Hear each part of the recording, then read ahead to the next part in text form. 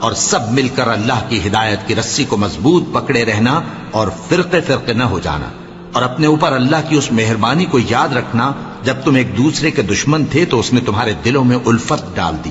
اور تم اس کی مہربانی سے بھائی بھائی ہو گئے،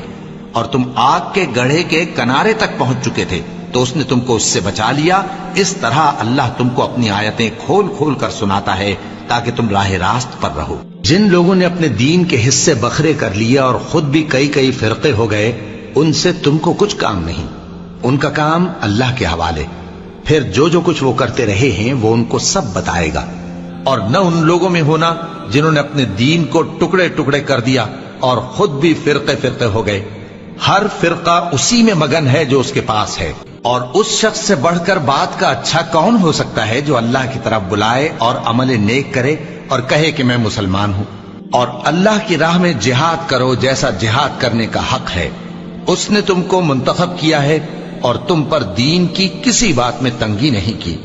اور تمہارے لیے تمہارے باپ ابراہیم کا دین پسند کیا،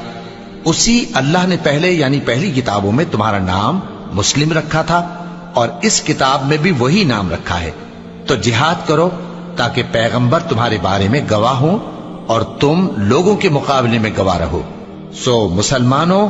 نماز قائم کرو اور زکوٰۃ دو اور اللہ کے دین کی رسی کو پکڑے رہو، وہی تمہارا دوست ہے، سو وہ کیا خوب دوست ہے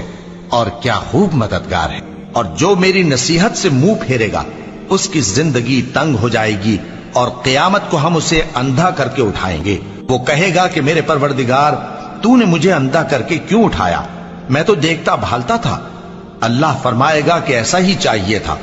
تیرے پاس ہماری آیتیں آئیں تو تو نے ان کو بھلا دیا، اسی طرح آج ہم تجھ کو بھلا دیں گے۔